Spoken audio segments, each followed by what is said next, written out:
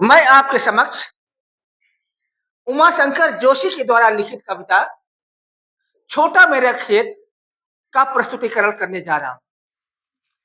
छोटा मेरा खेत का आशय यह है कि मेरी कल्पना का खेत का आकार और प्रकार कुछ इस तरीके से है, जो कि बहुत ही छोटा है, लेकिन उसकी जो साइज है वह चौकोर है, यानी उसके 4 कोने हैं और वह कह सकते हैं कि स्क्वायरल शेप में है। इस कविता में कवि ने एक कविता के कागज को चौकोर खेत के समान बताया है और एक रचनाशीलता को किसान की कर्मशीलता के साथ जोड़ने का प्रयास किया है।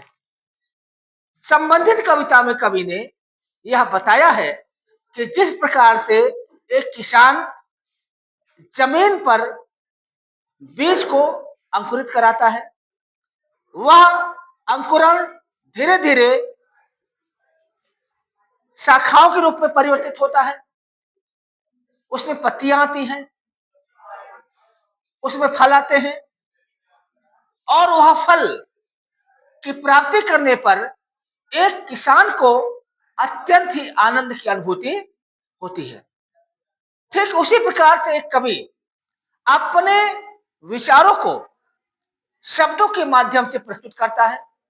वो शब्द धीरे धीरे कवि को एक असीम आनंद की प्राप्ति कराने लगते हैं और उसकी रचनाशीलता जब पाठकों तक पहुंचती है तो उसके आनंद की सीमा नहीं रह जाती।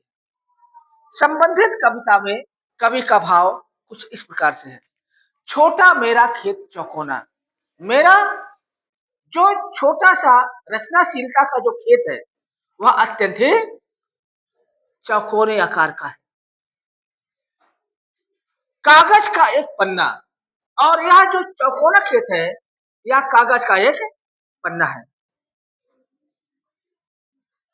अब उस पन्ने पर क्या हो रहा है, आगे कवि कहता है, कोई अंधड़ कहीं से आया, क्षण का बीज वहां बोया गया।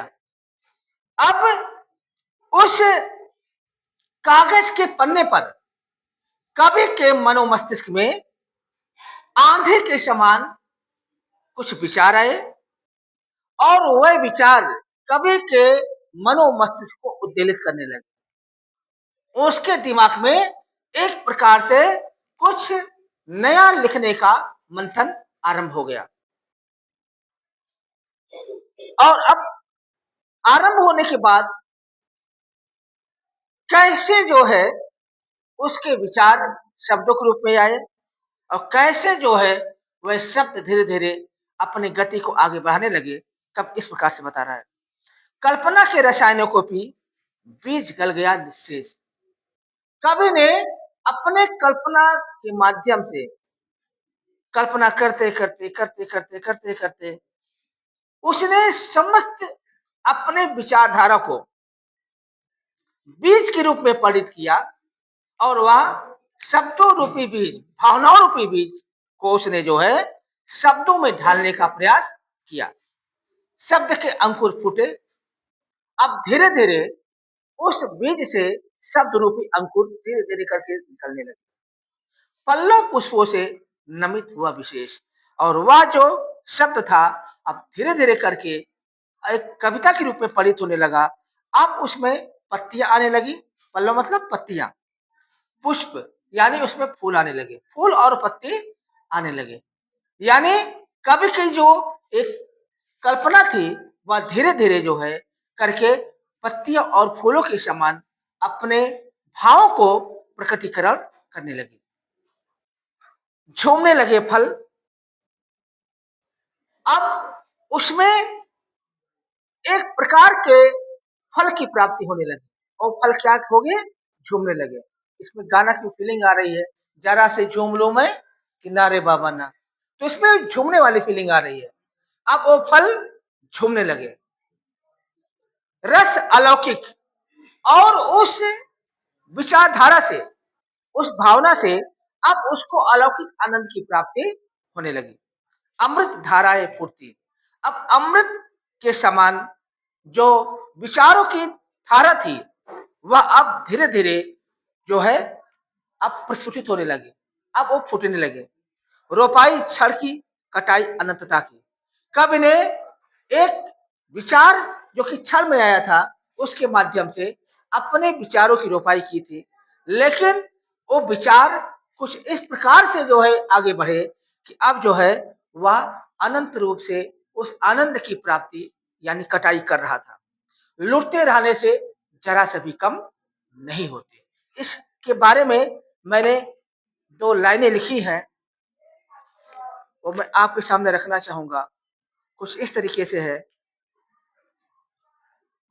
कागज पे लफ्ज आया ना, कागज पे लफ्ज आया ना, ख्वाहिश थी इस कदर। कागज पे लफ्ज आया ना, ख्वाहिश थी इस कदर। अंधर से बीज बिखरा यूं, अंधर से बीज बिखरा यूं, न आई वो मगर। अंधर से बीज बिखराना, न आई वो मगर। तो कहने का मतलब ये है कि कुछ इस तरीके से जो है विचार आए, लेकिन वो विचार पूरी तरीके से नहीं आ पाए। और यही कारण है कि यहाँ पर कवि कह रहा है, लुटते रहने से भी जरा सी कम नहीं होते। रस का अक्षय पात्र सदा का, छोटा मेरा खेत चौकोना। जो रस का, जो आनंद का जो पात्र है, वह अक्षय पात्र है। अक्षय पात्र द्रौपदी का एक भोजन पात्र हुआ करता था, और उस पात्र के माध्यम से द्रौपदी जो है पंच पांडवों के साथ साथ अपने समस्त परिवार को अपने वनवास के दिनों में भोजन कराती थी। आपको वो कथा पता होगा कि एक बार महाराजा जो है, कह सकते हैं कि दुर्योधन के यहाँ दुर्वासा ऋषि का आगमन होता है। वो उनके आतिथ्य से प्रसन्न होते हैं, और वह जो है प्रसन्न होने के पश्चात अब दुर्योधन उनको ये सुझाव देता है कि आप जाकर पांडवों से भी ऐसे आतिथ्य की प्राप्ति करिए। ऐसी स्थिति में वो जब जाते हैं पांडवों के पास, तो सारा का सारा भोजन अच्छे पात्र से समाप्त हो चुका होता है। ऐसे में द्रौपदी कृष्ण को याद करती हैं, और कुछ ऐसा कृष्ण चक्र करते हैं, कुछ ऐसी माया रखते हैं कि जो है, जो दुर्भाषा उनके शिष्य जो कि स्नान के लिए गए हैं, उनकी भोजन की तृप्ति वहीं हो जाती है और फिर वापस नहीं आते। तो अक्षय पात्र जो होता है, का मतलब होता है कि वो कभी क्षय नहीं होगा, उसका भोजन कभी समाप्त नहीं होगा। कवि ने इस अक्षय पात्र की जो संकल्पना की है, वह कहीं ना कहीं महाभारत के इस अक्षय पात्र वाली घटना से की है। तो कुल मिलाकर के ये कविता एक कवि को जो है अपने चौकोर कागज को एक नया रूप देने, अपने भावनाओं को, अपनी कल्पनाओं को एक नए तरीके से प्रस्तुत करने की एक सीख दी है, और एक नया अंदाज है, नया आगाज है।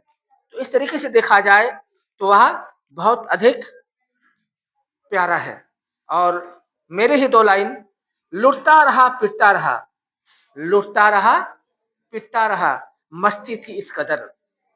लुटता रहा पिटता रहा, मस्ती थी इस कदर।